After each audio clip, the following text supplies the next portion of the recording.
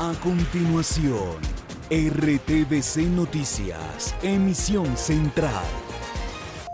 Este programa es para toda la familia. No contiene escenas de sexo ni violencia. Los menores deben estar en compañía de los padres o un adulto responsable. Contiene sistema closed caption. Este programa fue financiado con recursos del Ministerio de las TIC. RTVC Noticias, emisión central.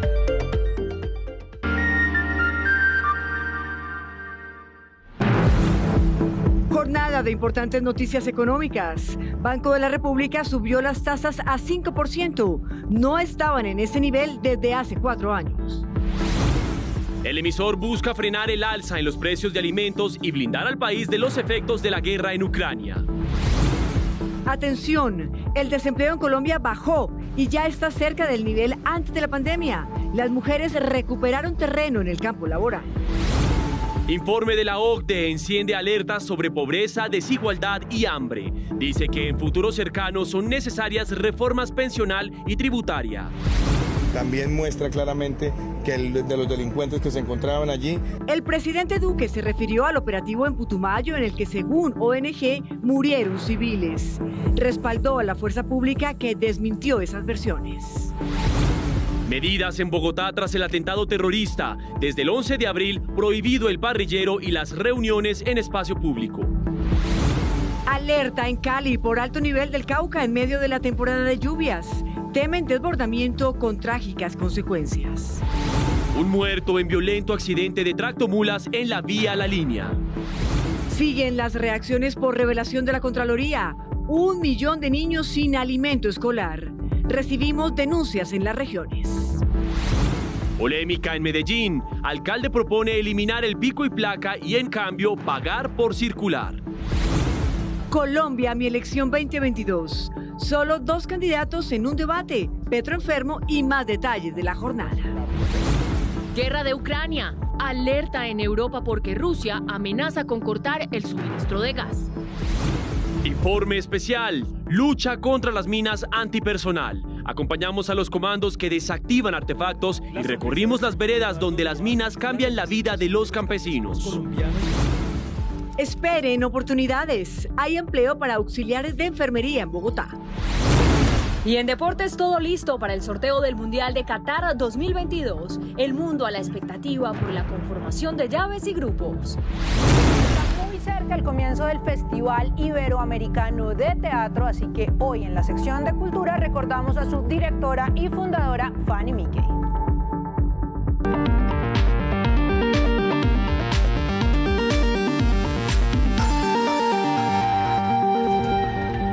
Bienvenidos, iniciamos nuestra emisión central con 3 grandes noticias económicas importantes para el bolsillo de los colombianos. En febrero de este año la tasa bajó a 12,9% según el DANE, es decir, que se recuperaron 1,5 millones de empleos, 3,2 millones de personas siguen todavía sin empleo.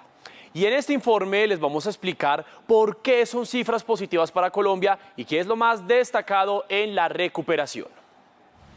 En febrero del 2020, aún sin efectos de la pandemia, en Colombia había 22 millones de empleados y 3 millones de desempleados. En el mismo mes, pero del año pasado, en 2021, esas cifras variaron. Los empleados pasaron a ser 20.100.000 personas y los desempleados 3.700.000 colombianos.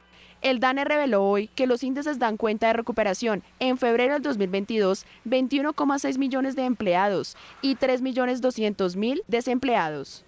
Este crecimiento de la población ocupada, que en este caso está siendo de 1.519.000 personas ocupadas de más, entra a compensar los menos 1.188.000 puestos de trabajo que se habían perdido. Por tasas de desempleo en el país, el panorama es, en febrero del 2020, 12,2%, en 2021, 15,5% y en 2022, 12,9%. Según las cifras del DANE, un dato importante es que las mujeres están recuperando su empleo. Por cada hombre que encontró trabajo, en febrero, 2 mujeres fueron contratadas. Gracias a la vuelta de las actividades presenciales estamos viendo dinámicas como, por ejemplo, que las mujeres vuelvan a intentar buscar trabajo y que efectivamente lo estén encontrando. La ciudad del país con mayor tasa de desocupación es Quibdó, con 23,1%, y la menor es Armenia, con el 8,8%. Solo en las 13 ciudades principales del país se recuperaron 876.000 empleos. Y otra noticia importante es que el desempleo en Colombia sigue bajando.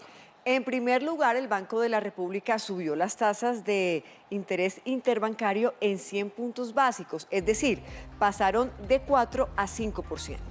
El emisor explicó que busca controlar la inflación, pues consultamos con expertos sobre los cambios en los costos de los créditos. Y en el tercer tema, muy importante, están las alertas que encendió la OCDE en un informe sobre Colombia, Mateo. Y es que, Patricia, según el organismo internacional, nuestro país es uno de los más desiguales del mundo desde el inicio de la pandemia. Los colombianos más pobres perdieron hasta el 30% de sus ingresos por la crisis laboral que causó el COVID-19. Y las cifras más recientes indican que 21 millones de colombianos viven en situación de pobreza. Aunque la OCDE reconoció a Colombia importantes avances en la recuperación económica desde 2021, advirtió que el crecimiento del país está en riesgo si no se hacen reformas en los próximos meses, principalmente la tributaria. Impuestos sobre los ingresos personales e IVA, va un poco en esa dirección, ¿no? Nosotros ahí identificamos desafíos estructurales. El mayor problema se centra en la desigualdad. Hoy 21 millones de colombianos están en situación de pobreza, de los cuales 7,4 millones están en pobreza extrema. Los más vulnerables perdieron hasta el 30% de sus ingresos. Es importante que no se grave todo a la nómina de los trabajadores formales, sino que los impuestos generales contribuyan más al financiamiento del sistema de protección social. De los 37 países miembros de la OCDE, Colombia es el tercero más desigual.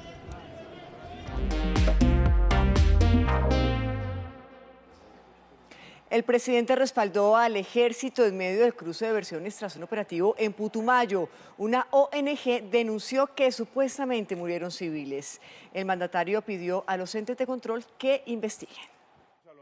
El presidente Duque calificó de clara las pruebas del ejército sobre la operación contra las disidencias de las FARC en Putumayo. La evidencia que se ha entregado también muestra claramente que de los delincuentes que se encontraban allí, el armamento que tenían y algo que nos duele también, algunos de nuestros hombres gravemente heridos. La denuncia es de la Fundación Red del Putumayo. Dice la ONG que en medio de la operación contra disidencias habría afectación para la población civil y en un comunicado elaboró una lista de 7 personas muertas, entre ellas un menor de edad. Este es el video revelado por el Ministerio de Defensa en el que se ve a 8 hombres, uno de ellos tiene un arma en la espalda. Se ha actuado con todos los protocolos de la fuerza y por supuesto bajo ese entendido se tienen que hacer todos los actos urgentes por parte de la Fiscalía General de la Nación y se tendrá que también hacer toda la claridad que se requiera por parte de cualquier organismo de control. La Procuraduría General solicitó a las fuerzas militares un informe sobre la operación que incluya el número de muertos, heridos y el material incautado. El Ministerio Público exigió confirmar si desde la Inspección General de las Fuerzas Militares han iniciado alguna indagación preliminar o una investigación disciplinaria por estos hechos. Hay medidas en Bogotá tras un nuevo Consejo de Seguridad que busca evitar nuevos actos terroristas. Desde el 11 de abril queda prohibido el parrillero en moto los jueves, viernes y sábados en la noche, así como reuniones en espacios públicos como parques, plazoletas y alamedas. A partir del 11 de abril en Bogotá estará prohibida la circulación de parrillero en moto. Habrá restricción al parrillero solamente jueves, viernes y sábado, a partir de las 7 de la noche hasta las 4 de la mañana. Desde la misma fecha, en parques, plazoletas y corredores ambientales estarán prohibidas las reuniones y el consumo de sustancias desde las 10 de la noche hasta las 4 de la mañana. Solo servirán para transitar. Establecimientos nocturnos como bares que operan hasta las 5 de la mañana estarán obligados a inscribirse a una red de cuidado a través de la Secretaría de Seguridad y deben promover la convivencia. Para mitigar los riesgos de atentados o los riesgos de seguridad ciudadana. En las entradas de Bogotá, 200 hombres del ejército mantendrán puestos de control junto con la policía. Formar un escudo hacia la capital y que no puedan ingresar ningún elementos que puedan afectar hacia la población civil. El gobierno nacional ofrece una recompensa de hasta 5.000 millones de pesos por el cabecilla de frente de las disidencias de las FARC, alias John Mechas. Fueron capturados 44 integrantes de 10 bandas que delinquían en diferentes localidades de Bogotá. La banda Los Caliche utilizaban menores de edad para la distribución de droga, como se ve aquí en este video, a plena luz del día en la localidad de Engativá. Y la banda Los Nocturnos son los responsables de robar almacenes de cadena en las localidades de Suba, Usaquén y Chapinero. 44 con medida de aseguramiento intramural. Ante la contundencia del material probatorio que le presenta la Fiscalía a los jueces con función de control de garantías en Bogotá, se destacan bandas en la localidad de Usaquén, en el Codito. Y a esta hora continúa la audiencia de legalización de captura contra Sergei Vagin, el ciudadano ruso presuntamente vinculado con financiamientos, disturbios, vandalismo y desmanes de la primera línea durante protestas en Bogotá. Uno de los cuestionamientos de la justicia son las millonarias sumas de dinero que movió. Una fuente humana le habría confirmado a un investigador que el ruso Vagin les pagaba a ciudadanos extranjeros para participar en disturbios. RTVC Noticias tuvo acceso a unos audios del juez 11 de control de garantías que lo corrobora. Sergei Vagin, quien se encontraba en Colombia, estaría realizando reclutamiento a personas de nacionalidad venezolana y colombiana con el fin de auxiliarlos y alojarlos en diferentes hostales del centro de la ciudad de Bogotá, siendo financiados por él mismo y al parecer instrumentalizarlos para las marchas y protestas sociales. La financiación se haría a través de casas de apuestas que funcionan en el país. Este sujeto posiblemente estaría financiando actividades ilícitas por medio de la modalidad de uso de apuestas en plataformas. Este ciudadano ruso fue capturado ayer en la mañana en Suba junto a otras 6 personas. El operativo estuvo a cargo del CTI de la Fiscalía en compañía de soldados de la Brigada 13. En las próximas horas iniciará la audiencia de imputación de cargos que revelará detalles de las investigaciones. Y fue suspendida la audiencia de imputación de cargos contra Andrés Escobar y 4 personas más que el año pasado dispararon contra manifestantes en Cali. Según las autoridades, 12 policías están involucrados en los hechos. A 4 de ellos les fue imputado el delito de tortura agravada y a los restantes prevaricato por omisión. La audiencia fue reprogramada para el próximo 16 de mayo.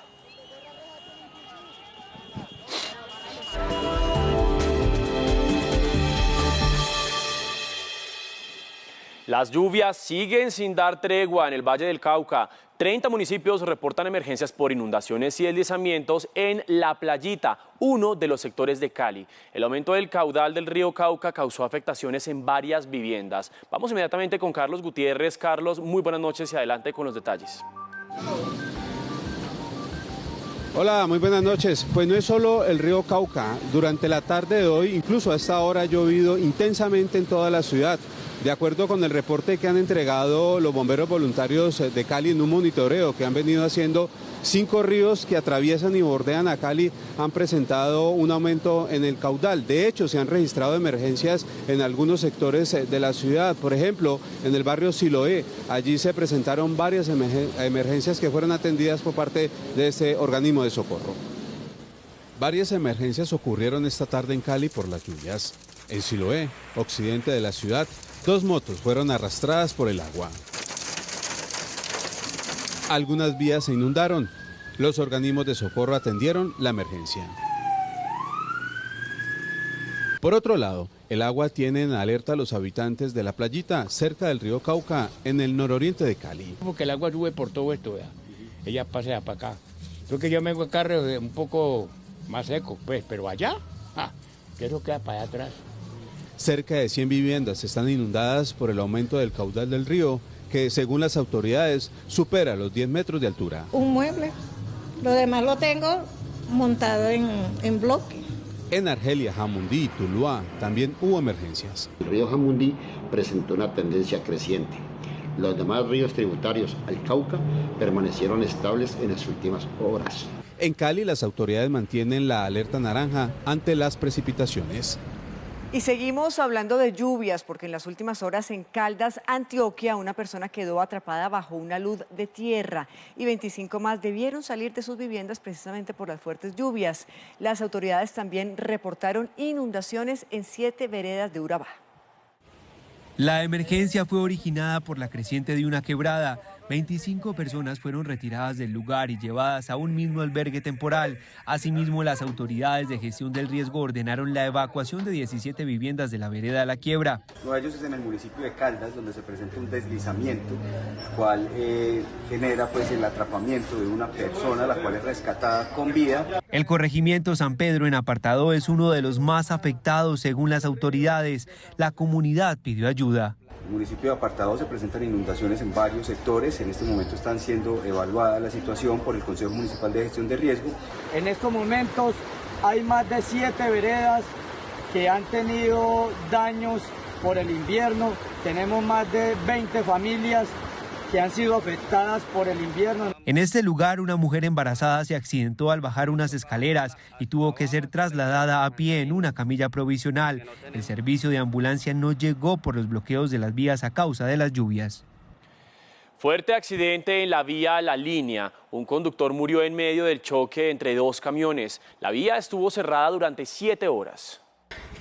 La tractomula se chocó contra 2 camiones en el kilómetro 11 en la vía que comunica Cajamarca con Calarcá. En este punto, desafortunadamente, nos presenta un siniestro vial donde están involucrados 3 vehículos tractocamión. Uno de ellos, al parecer, pierde los frenos, colisiona a los otros 2 vehículos. El vehículo se volcó y la parte delantera quedó destruida. El conductor no pudo ser retirado de los hierros retorcidos y murió en el lugar. Uno de los camiones iba cargado con bultos de café. El accidente generó el cierre del tramo vial. Tenemos cierre total de la vía, teniendo en cuenta que se está recogiendo toda la carga que traía este vehículo. El hecho ocurrió horas después de que en la misma vía un hombre muriera tras caer de una tractomula.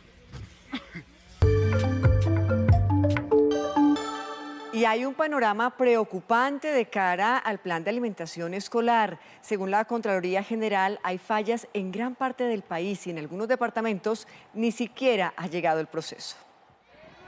Hoy 1 millón de estudiantes en Colombia no recibe comida durante la jornada escolar, aunque debería de recibirla de acuerdo con los planes de alimentación escolar confirmados con dineros de los municipios, departamentos y de la nación. La revelación es de la Contraloría, que además denunció que en 5 departamentos, 5 ciudades y un municipio del país han pasado más de 2 meses desde que inició el calendario escolar y aún no hay contratos. En algunos sitios este es el panorama, sin cocina ni comedores y menos lugares de almacenamiento. Mi hijo, desde noviembre que le dieron la última merienda, no le han dado más. Que los niños llegan a su casa y no tienen a veces qué comer, y ese pancito y ese poquito de leche les sirve. La Contraloría además alertó porque gran parte de los colegios no han integrado los comités que deben velar por los contratos y calidad de las porciones. También debemos observar que cerca del 77% de instituciones educativas en el país aún no han conformado los comités de alimentación escolar y las veedurías con padres de familia. Antioquia, Cauca, Chocó, Cundinamarca y Boyacá, pese a que reportaron inicio del plan de alimentación, allí no están operando en 100%.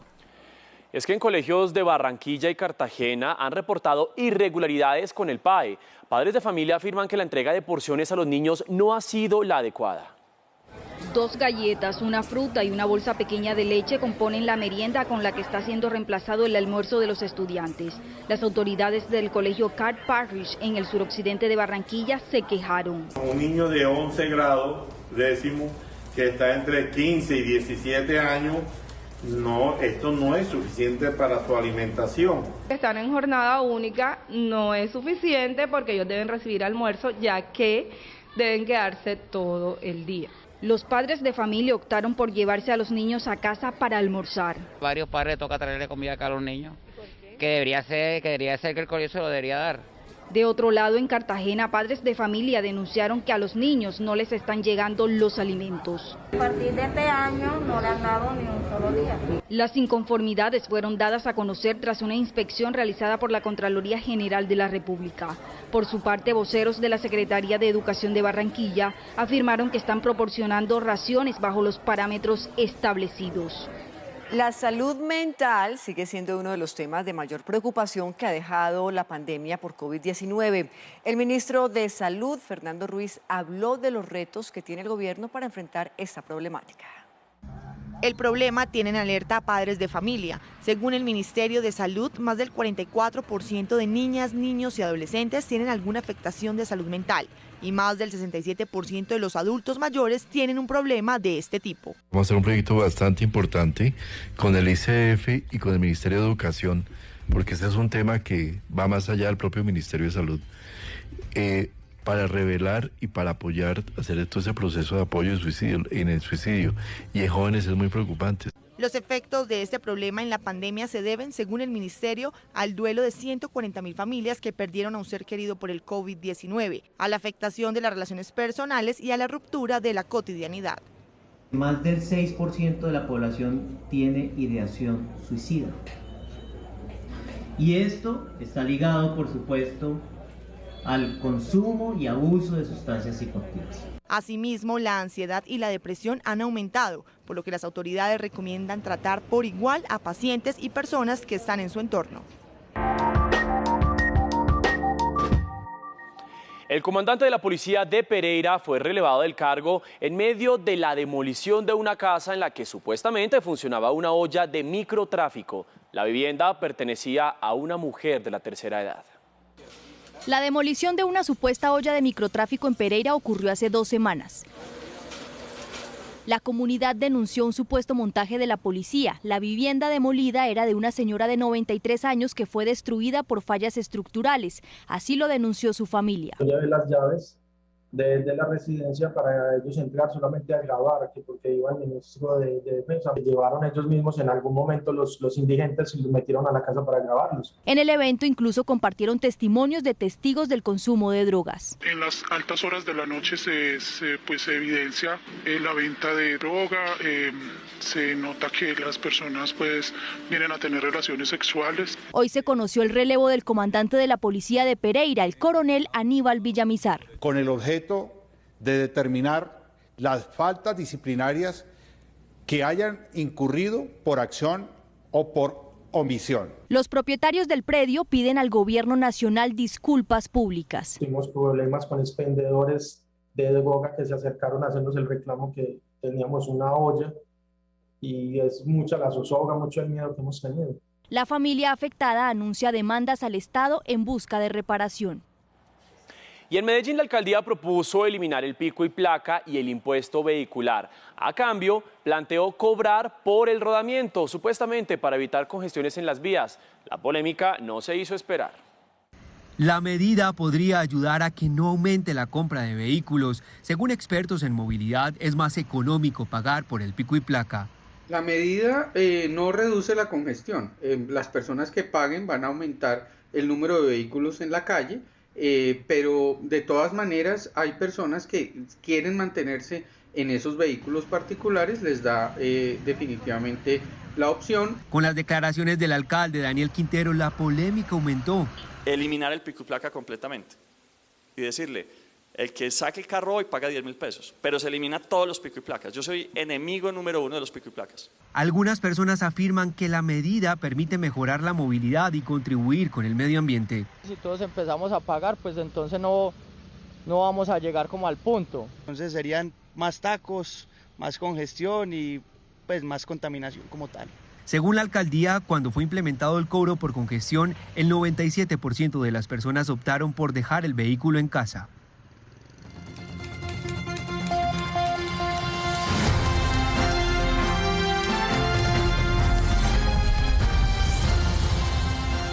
Iniciamos Colombia, mi elección 2022 con un debate con poca asistencia. Solo 2 candidatos participaron. Entre tanto, hay expectativa por la salud de Gustavo Petro. Los líderes de su campaña dicen que no es COVID.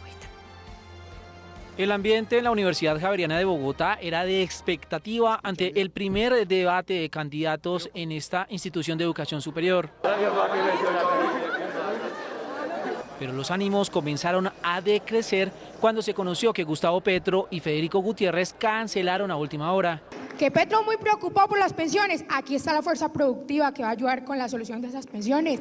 Muy preocupado Fico por las empresas, por la iniciativa privada, aquí está el talento humano que crea y sostiene empresa. Además de propuestas, el apodo de Fico en los tarjetones de la registraduría para la primera vuelta presidencial fue también discutido. Queda registrado con el nombre que aparece en la cédula de ciudadanía. Y ahora cambiaron para esta elección precisamente. Yo creo que es elemental respetar las reglas que hay. Sí creo que es un problema legal y sobre todo que no lo vayan a penalizar a él o si es necesario que cambie su nombre pero que no lo penalicen.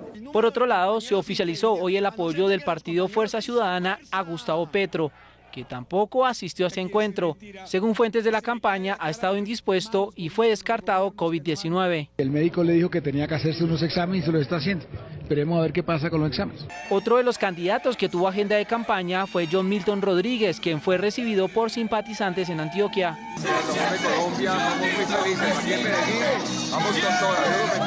Federico Gutiérrez, Luis Pérez, Enrique Gómez, Rodolfo Hernández no realizaron actividades públicas antes de esta emisión. Y ahora vamos a hablar de una polémica que les voy a contar paso a paso. Ustedes quizá recuerdan este trino de hace unos días de la cantante Marbel, con una postal de Gustavo Petro y de la señora Francia Márquez. Marbel envió un mensaje abiertamente racista en redes sociales. Este trino, por supuesto, generó no solamente el rechazo, sino que la cantante fue denunciada por racismo. Ahí ustedes pueden ver el trino. Marcia Márquez respondió en un debate en Revista Semana y en El Tiempo. Dijo que le enviaba un mensaje ancestral a la cantante. Yo a Marbel le mando un abrazo, ¿sí?, de ese abrazo ancestral que me enseñó mi abuela, para que se sane, porque no solamente el racismo nos daña a nosotros, sino que daña a quienes lo expresan. Después de eso, pues Marbel contestó. Esto escribió en su cuenta de Twitter. Les voy a leer. Le devuelvo su abrazo ancestral para que se lo guarde. Usted no me da confianza ni me representa en ningún sentido. A mí no me venga con el discurso barato con el que quieren engañar a la gente. Ahí está el trino entonces de @Marbel30. Y Francia Márquez volvió a referirse al tema. Insistió en que en algún momento de la vida se tendrán que ver y dijo que no tiene nada en contra de las personas racistas. Marbel, le mando mucho amor, le mando alegría, a pesar que ella rechazó mi abrazo ancestral, el abrazo de mi abuela, pues este país se construye con amor, no tengo ningún problema con Marbel. En algún momento tendremos que encontrarnos y aquí estamos. Mateo, siga por favor usted con más información. Vamos con más información y ahora les contamos que el presidente Iván Duque lanzó una fuerte frase ante los empresarios en el Valle del Cauca. Dijo que los discursos electoreros y facilistas buscan el quiebre de la sociedad con ese sector.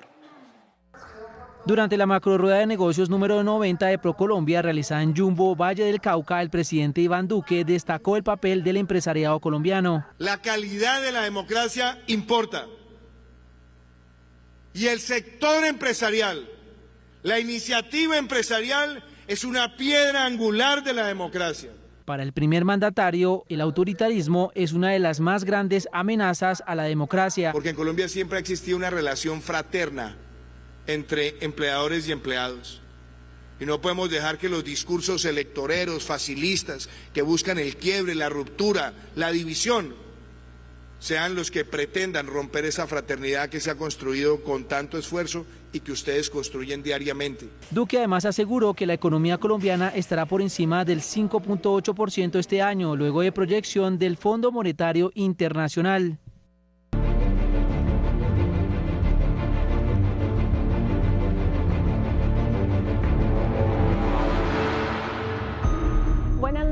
Mientras Rusia está reagrupando sus tropas en Ucrania para lanzar nuevos ataques, según afirman la OTAN y militares ucranianos, Moscú amenazó con cortar las entregas de gas a la Unión Europea si no recibe el pago en rublos. En un esfuerzo por aislar a Moscú y privar a Rusia de ingresos tras su invasión en Ucrania, la Unión Europea quiere reducir las compras europeas de gas ruso en 2/3 este año. Esto a pesar de que representa el 40% de su consumo. Sin embargo, en medio de la guerra geopolítica y económica, el presidente ruso Vladimir Putin firmó un decreto hoy que entrará en vigor mañana. Para comprar gas natural ruso, los estados hostiles deberán abrir cuentas en rublos en bancos rusos. De estas cuentas se harán los pagos del gas. Putin advirtió que sin esa condición se suspenderán los contratos existentes y recordó que la medida es una respuesta al bloqueo de $300.000 millones de reservas de divisas que Rusia tenía en el extranjero. Por eso Alemania y Francia se están preparando para un eventual corte de las importaciones de gas ruso, pero advirtieron que seguirán pagando en su moneda. Miramos los contratos de suministro de gas y otros suministros y dicen que los pagos se realizan en euros, a veces en dólares, pero generalmente en euros. Y en la conversación con el presidente ruso dejé claro que esto seguirá siendo así. El presidente ucraniano Volodymyr Zelensky habló ante los parlamentos de Australia, Países Bajos y Bélgica y dijo que lograr una paz duradera en su país es más valioso que el petróleo, el gas o los diamantes rusos. Entre tanto, el gobierno ucraniano anunció el envío de 45 autobuses para evacuar a los civiles de Mariupol, la ciudad más golpeada por la ofensiva rusa, y llevarlos hacia Zaporilla, esto en medio del cese al fuego que anunció Moscú. La OTAN señaló hoy que Rusia no está retirando sus tropas, sino reposicionándolas para lanzar nuevos ataques en las regiones fronterizas al oriente de Ucrania, sin dejar de lado la presión sobre Kiev y otras ciudades. Drama por las minas antipersonal en el Bajo Baudó, Chocó. Más de 7.000 personas están confinadas por campos minados cercanos a sus fincas y parcelas. Francisco Palacios, periodista de la Radio Nacional de Colombia, nos amplía la información. Hermenegildo González, alcalde municipal del Bajo Baudó, ha señalado que después de este tercer incidente en el cual una persona resulta lastimada en lo ocurrido el 2022 en su territorio por artefactos explosivos dejados por subversivos en cercanías a corredores o en ese caso a 20 metros de una escuela pública, pues hay comunidades que se encuentran confinadas. Según el alcalde, el 80% de la zona sur de su municipio se encuentra en esta situación. En la zona sur estamos hablando aproximadamente de 7.000 habitantes. Tenemos casi el 90% de la población de la zona sur confinada. Hoy la gente está con miedo de salir a hacer sus labores diarias para alimentarse, o sea, sus labores de pan coger. Este es el tercer incidente que se registra en el municipio del Bajo Baudó en lo ocurrido el 2022, precisamente con minas antipersonas. Según el Comité Internacional de la Cruz Roja, en el departamento del Chocó durante el año 2021 fueron 38 casos. Desde el municipio de Quibdó, Francisco Rafael Palacios, Radio Nacional de Colombia, RTVC Noticias, conectados 24/7. Pues precisamente este complejo tema de las minas antipersonal lo abordamos en profundidad en nuestro informe especial de hoy.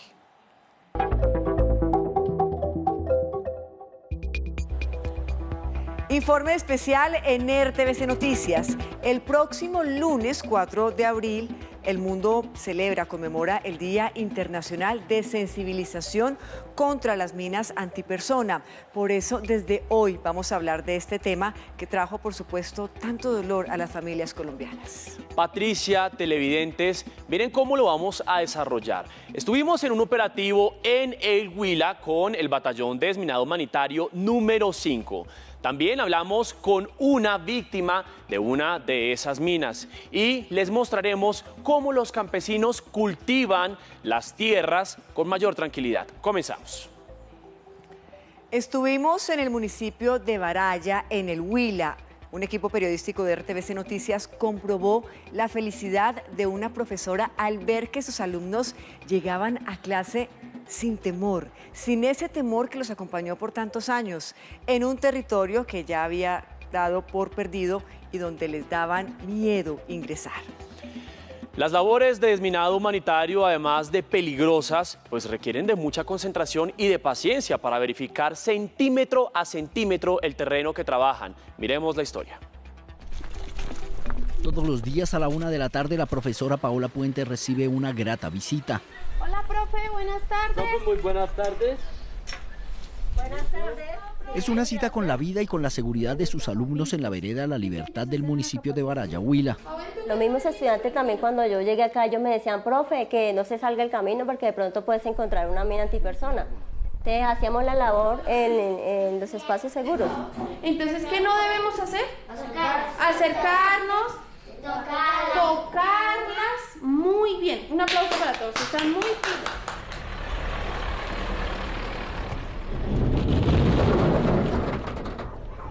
El Centro Educativo La Unión está ubicado entre estas montañas, ricas en recursos hídricos y vegetación, que fueron escenario de cruentos combates y paso obligado de estructuras ilegales que tenían corredores de movilidad entre el oriente y occidente del país.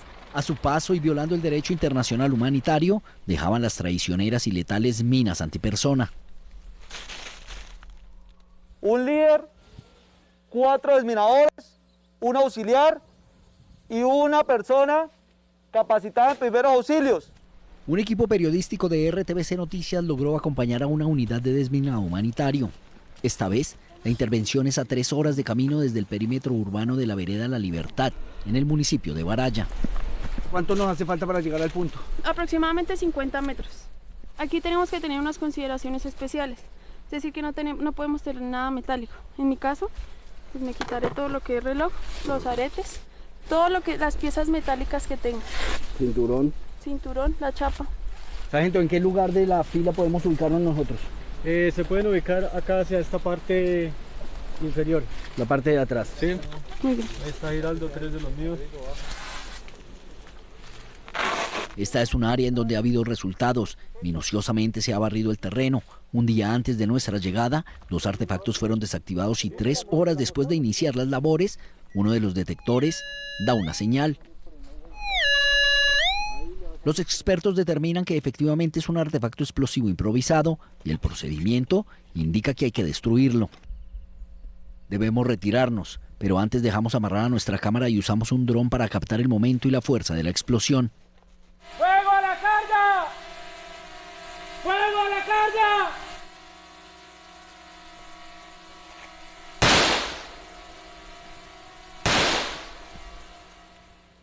¿Qué daño pudo haber causado un artefacto como estos? Esa mina es una mina, le llaman la tipo talón porque solamente son minas que amputan miembros inferiores para desmoralizar la tropa, para retardarla, para que no sigan en su avance.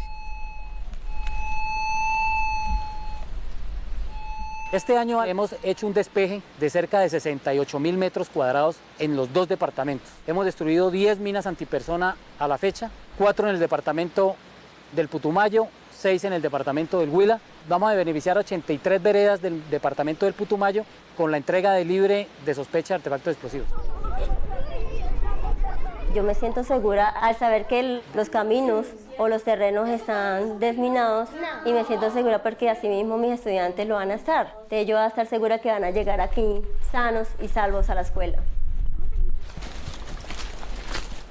El trabajo de los desminadores seguirá con la intención de que gracias a su esfuerzo, este municipio también sea declarado libre de sospecha de minas antipersona, para que los niños corran con tranquilidad y su única preocupación sea la de llegar a clases.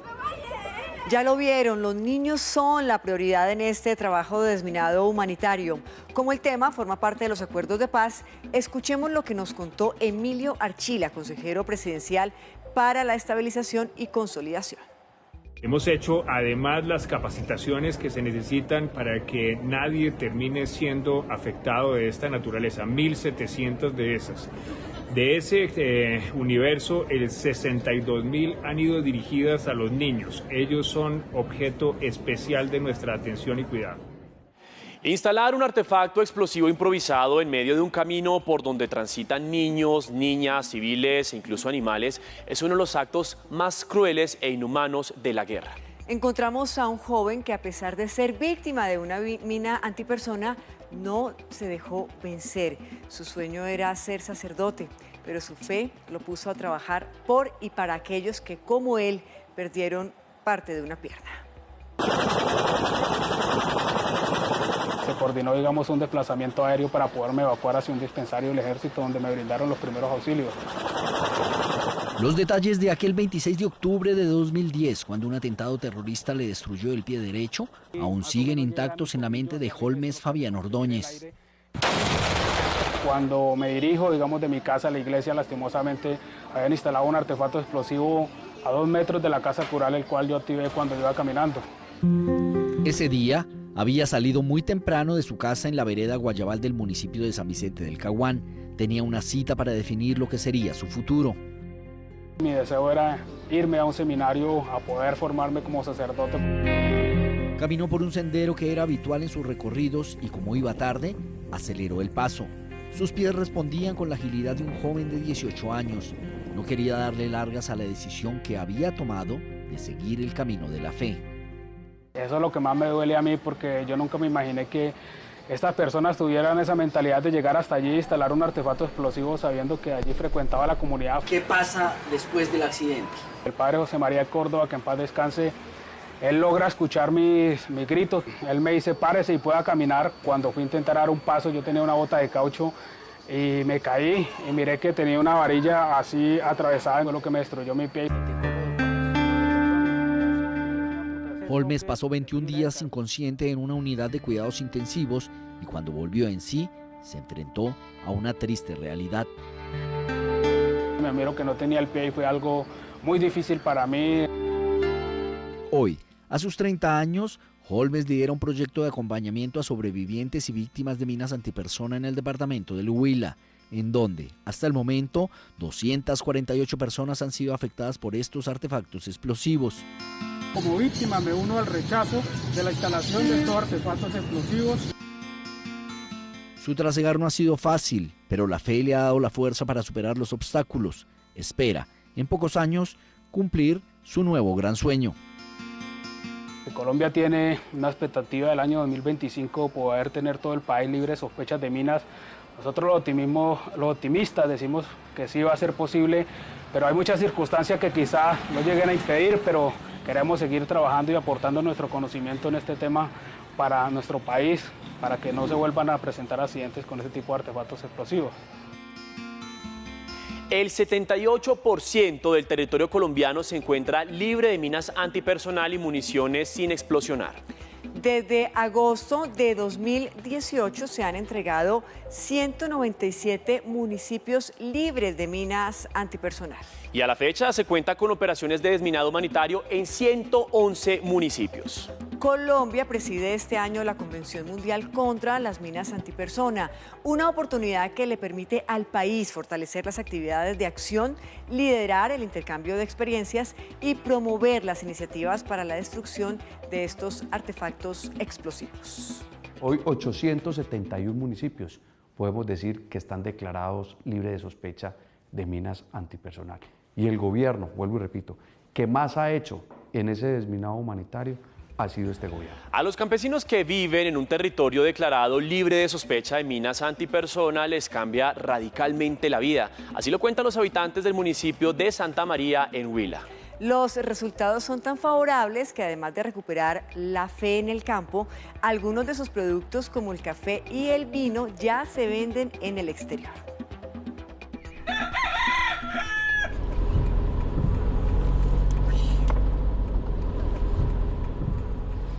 La sonrisa del señor Libardo Tovar es la representación de los campesinos colombianos que disfrutan de un territorio libre de sospecha de minas antipersona.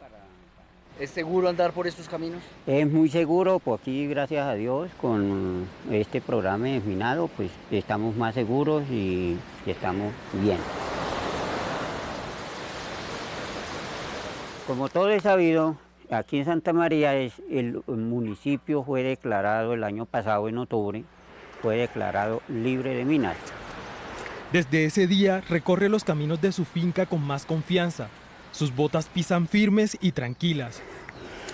Soportan el barro mientras él revisa cultivos, atraviesa cercas y lo más importante, recibe la visita de amigos, familiares y vecinos. Aquí tenemos yuca, tenemos bananos, tenemos plátanos, tenemos arracachas, tenemos patos, tenemos gallinas. Esa tranquilidad y los sacrificios que ha hecho en la vida lo llevan a mostrar con orgullo sus productos estrella. Este es un café que se coge, no se lava, se pone a secar con la baba del café, se le dan 50 horas de añejamiento en tanques para que cojan todo el sabor, todo el dulce que tiene el café, la baba del café. Tanto el café como el vino que ahora exporta cuentan con un sello muy especial que los respalda. Y la otra etiqueta, la del sello desminador, dice un producto fabricado en territorio libre de minas. Es un vino, ha sido muy bueno porque la uva gras tiene grandes poderes curativos. En su vida como agricultor ha aprovechado las riquezas del bosque, lugar al que años atrás era mejor no entrar. Inclusive los que recogen la uva, que tienen que entrar a la montaña, a los montes, a recoger la uva, van seguros de que no les va a pasar nada. Hoy, 466 municipios en el país gozan de los beneficios del desminado humanitario y el reto sigue. Hay 120 zonas en intervención y la meta es que, en menos de 3 años, la totalidad de los campesinos en sus veredas puedan sonreír como don Libardo. En Colombia hay 11.500 víctimas de minas antipersonal. Hay que decir que el año más crítico fue el 2006, con 1.224 víctimas. Y este año van 6 víctimas. A la fecha han sido destruidos 7.994 artefactos explosivos. Con estas cifras que son vidas humanas, les decimos que ha llegado hasta el final nuestro informe especial y que dentro de 8 días, el próximo jueves, tendremos un reportaje a fondo en RTVC Noticias. Por lo pronto vamos con la información deportiva con Vanessa Palacios desde Medellín.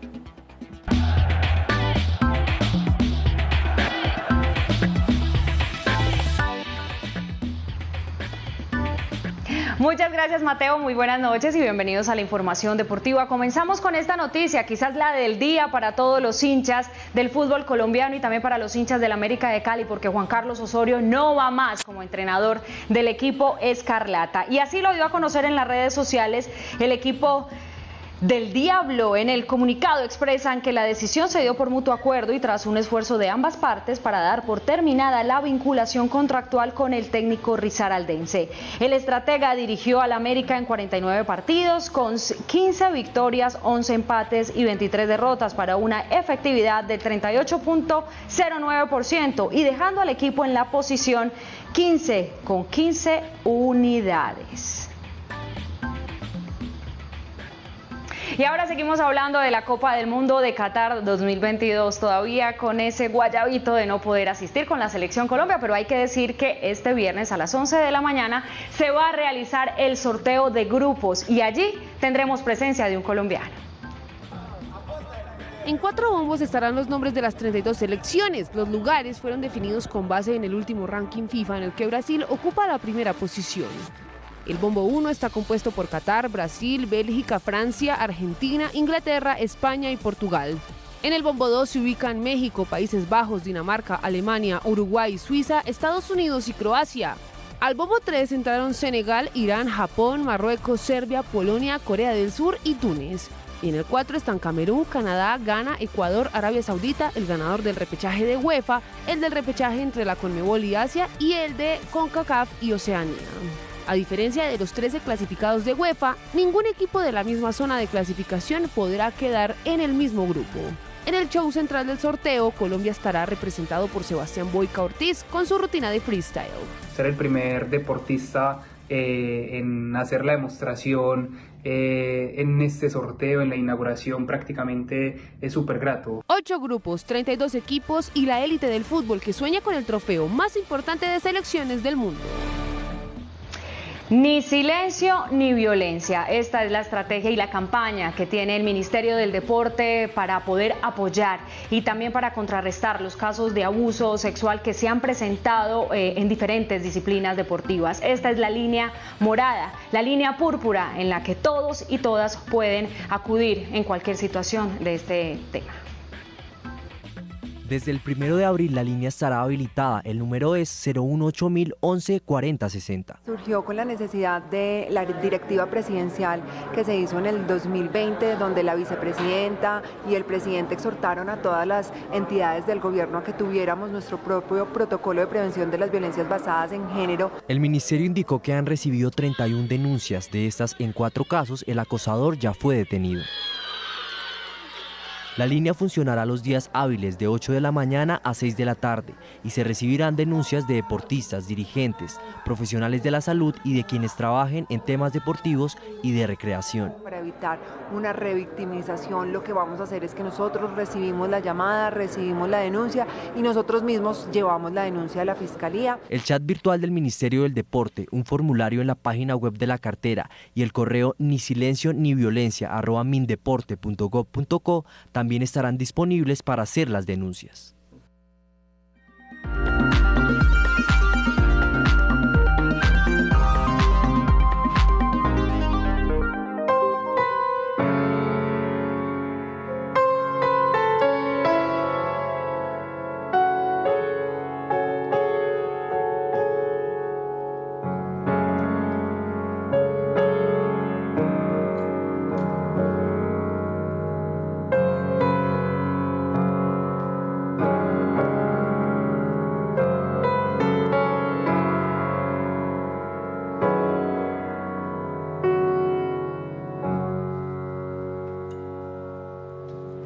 Este es el comienzo de la obra de teatro Un tranvía llamado Deseo de Tennessee Williams y la traigo hoy porque llegó el momento de hablar del Festival Iberoamericano de Teatro y por supuesto de su directora y fundadora Fanny Mickey. Esto me la recuerda muchísimo porque la primera vez que yo la vi en las tablas fue haciendo el papel de Blanche, que es la protagonista de esta obra. Fanny Mickey llegó a Colombia, dicen que por amor a un hombre, pero yo diría que fue más por amor al teatro. Su pareja de ese entonces, que era de apellido Martínez, llegó para ser director, productor y presentador de los magazines que tenía la televisión, que en ese tiempo se estaba inaugurando. Ella llegó a Bogotá, estuvo un tiempo, no le gustó la ciudad, no le gustó el clima, además comenzó a tener problemas con este señor Martínez, se devolvió a Argentina y ahí la llamó Enrique Buenaventura, que es uno de los dramaturgos más importantes en Latinoamérica, que estaba en Cali y es uno de los gestores del teatro vanguardista y del teatro contemporáneo. Y le dijo, véngase, trabaje conmigo. Ella fue y comenzó a vivir en Cali, comenzó como actriz y luego se convirtió en gestora cultural y comenzó a hacer proyectos para crear audiencia, para crear público, para llevar el teatro a la gente. Una vez se le ocurrió hacer un festival de grueso calibre, un festival grande en el que vinieran obras de los dramaturgos más importantes de todo el mundo, teatro clásico, y se asoció con el que fue su amigo toda la vida y además fue su colega y su cómplice en la fundación del Festival de Teatro, que es Ramiro Osorio, exministro de Cultura y actual director del Teatro Julio Mario Santo Domingo, y juntos crearon este festival en Semana Santa. Dicen que porque ahí eran más baratos los tiquetes, yo no creo. La historia que yo me sé y de la que doy fe porque se la escuché al mismo Ramiro es porque en Venezuela había un festival de teatro por la misma época y cuando ellos hicieron cuentas, pues les quedaba mucho más barato y mucho más fácil traer a los actores y a las compañías de teatro desde Venezuela que desde Europa, y como tenían pocos recursos, pues eso era lo que tocaba hacer. El festival comenzó por primera vez en 1988 y sigue vigente. Ahorita, después de 2 años difíciles de aislamiento, de pandemia, de nuevo está y está disponible para que todos ustedes vayan, vean teatro. Hay obras gratuitas, hay obras de sala, así que ya saben, muy pendientes. Además, aquí en la sección de cultura les vamos a estar soltando daticos y obras recomendadas que no pueden perderse.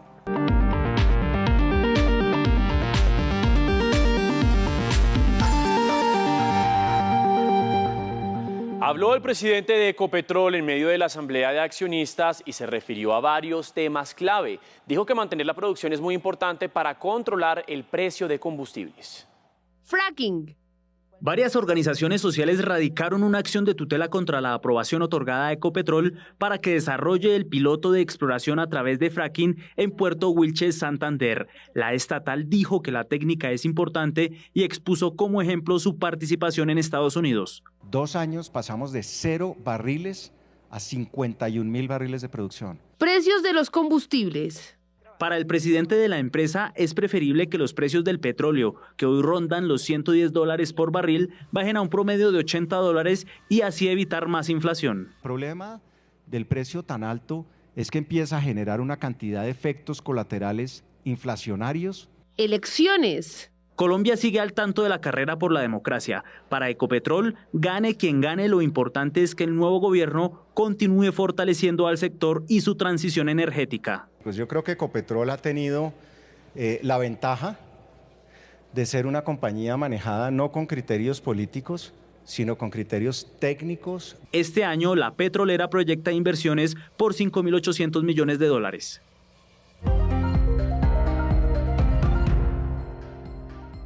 El dólar subió 8 pesos con 2 centavos y llegó a 3.756 pesos con 17 centavos. El precio interno de la carga de café subió 85.000 pesos y quedó en 2.012.000 pesos. 543.266 millones de pesos han ahorrado los agricultores a través de la Ley de Alivios Financieros del Ministerio de Agricultura. 5,8% es la proyección de crecimiento de la economía, hecha por el Fondo Monetario Internacional. Decisiones en el llamado cartel de la toga y lo que dijo el exdirector del DAS, Miguel Maza Márquez, en la JEP, hacen parte del siguiente resumen informativo en un minuto. La Fiscalía imputó cargos a Luis Ignacio Lyons, al parecer por sobornar a funcionarios de la rama judicial para interceder ilegalmente en procesos judiciales e intentar beneficiar al excongresista Musa Besaile. La audiencia de juicio quedó programada para el 6 de mayo. El exdirector del DAS, el general retirado Miguel Maza Márquez, habló ante la JEP sobre el asesinato de integrantes de la Unión Patriótica e insistió que este hecho fue ordenado por Pablo Escobar y no por el DAS. El 22 de abril continuará la diligencia.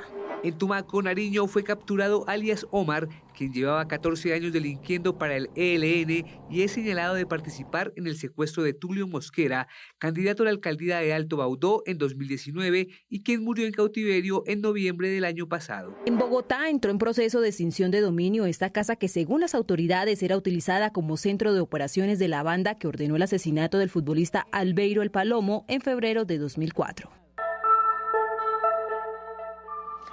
Y llegamos a oportunidades. Hay opciones para auxiliares de enfermería en Bogotá. Son 138 las vacantes. Les contamos cómo pueden postularse. En oportunidades para que auxiliares de enfermería trabajen en Bogotá, vaya a la página www.agenciapublicadeempleo.sena.edu.co. Allí debe dar clic sobre la sección vacantes, luego escoge la sección Bogotá Distrito Capital, seleccione el ítem Salud y escoge la convocatoria. Ojo, porque antes de empezar cualquier proceso, debe crear un usuario y contraseña para registrar sus datos en la plataforma. Al ingresar le aparecerán las generalidades y requisitos como ser colombiano, ser bachiller, técnico y tener mínimo 6 meses de experiencia laboral en el área. Atentos, porque son 138 vacantes con salarios desde 1 millón hasta 2 millones de pesos mensuales que se están ofreciendo en diferentes centros médicos de la ciudad. Recuerde que la convocatoria va hasta que se agoten los cupos. Y muy importante, si quiere seguir informado 24/7, nos encuentran todas nuestras redes sociales como RTVC Noticias.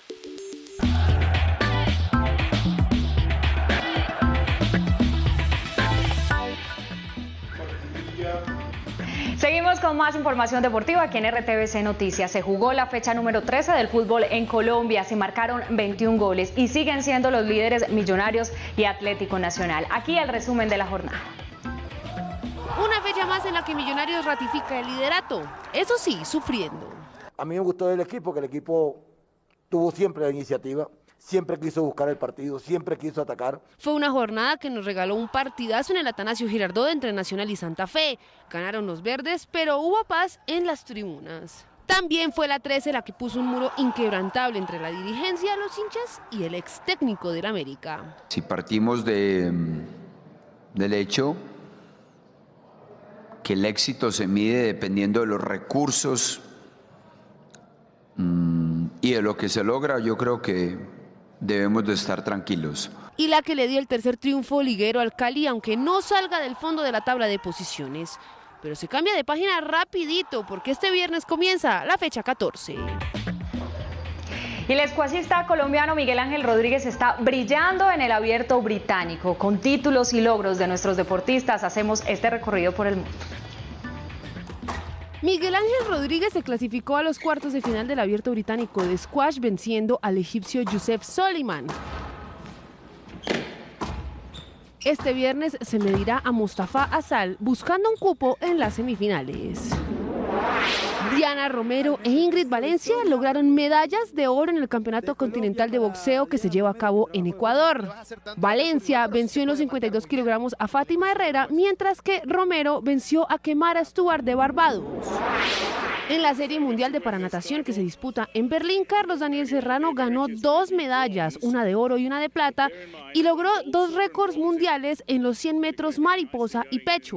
Nos quedan aún 3 pruebas, 50 libres, 50 pecho y 50 mare, las cuales vamos a dar lo mejor de nosotros. Un saludo a todos, agradecerle a todos los que nos han apoyado en nuestra carrera deportiva. Estas medallas ratifican el favoritismo de Carlos Daniel Serrano para el Campeonato Mundial de Portugal, en el que espera participar.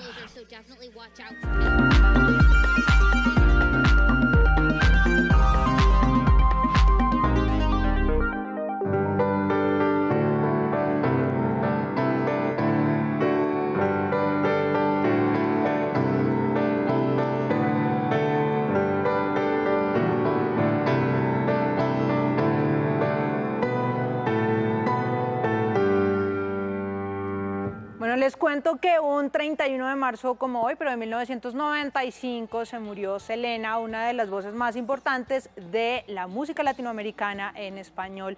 Y también les cuento a los fanáticos de la moda que hoy la pasarela, la alta costura, está de luto porque se murió Patrick de Marchelier, el fotógrafo que inmortalizó todos los estereotipos de belleza que existían en 1970, 1980 y que además rompió ese cliché de la modelo perfecta, de proporciones perfectas, de cuerpo perfecto, y comenzó a montar en las portadas de las revistas modelos como Kate Moss, que eran la antítesis de eso. Además les cuento que estamos celebrando porque la Orquesta Filarmónica de Medellín está nominada a uno de los premios más importantes de gestión cultural musical que existen, pero mejor que sea Juan Sebastián Ramírez, Lord Cultura, el que les cuente. Por primera vez una orquesta sinfónica colombiana es nominada a los premios Classical Next, una comunidad mundial de música clásica que explora la innovación social. Reconocimiento que la Orquesta Filarmónica de Medellín recibe con orgullo por su trabajo en territorio. Un esfuerzo que ha venido haciendo la Orquesta Filarmónica de Medellín por ser relevante, por estar al día y nos pone en las esferas de las grandes ligas de la música clásica en el mundo. Y es que no es tarea fácil para una orquesta conquistar a todo tipo de público, primero por la variedad de experiencias musicales y por el acompañamiento en las diferentes etapas de sus vidas. De manera que absolutamente todo el mundo tenga la posibilidad de conocer la música sinfónica y que después decida si le gusta o no. Muchas orquestas en el mundo aún piensan que la música clásica es un modelo de negocio tradicional y son pocas las que entienden el término de música del siglo XXI. Son músicos que son versátiles, que son capaces de tocar en diferentes formatos, que no necesariamente tienen que estar todos en la parte de atrás del atril, que son capaces de jugar entre diferentes roles en la orquesta. La Filarmónica de Medellín compite contra compañías de Australia, Italia, Estados Unidos, Chile y Brasil, de los que se escogerán 10 finalistas que participarán en la entrega del premio el próximo mes de mayo. Y con información cultural hemos llegado al final de nuestra emisión central para esta noche de jueves. A ustedes, como siempre, muchísimas gracias por acompañarnos. Nos encontramos mañana en nuestra emisión del mediodía y a las 7 de la noche. Somos RTVC Noticias, conectados 24/7. Chao.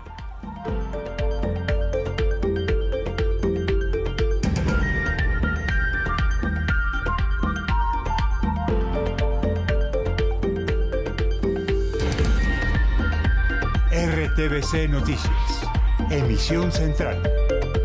Bienestar.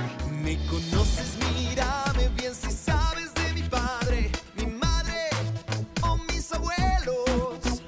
Quiero sentir la alegría. Me conoces, ven por mí. Es tiempo de encontrarnos. Dame todo tu apoyo, muéstrame el camino para ser un campeón. Me conoces, soy yo. Me conoces, ven por mí. Me conoces y aquí estoy. ¿Tienes entre 14 y 28 años? Inscríbete ya a Mundo Sacúdete 100% virtual y lleva tu proyecto de vida a otro nivel. En www.sacudete.gov.co encontrarás cursos de formación para que adquieras conocimientos, herramientas y habilidades para la cuarta revolución industrial, retos sociales, habilidades digitales, hábitos para una mentalidad emprendedora, entre muchos otros. No te pierdas esta gran oportunidad. ICBF es juventud. A continuación, tuyo es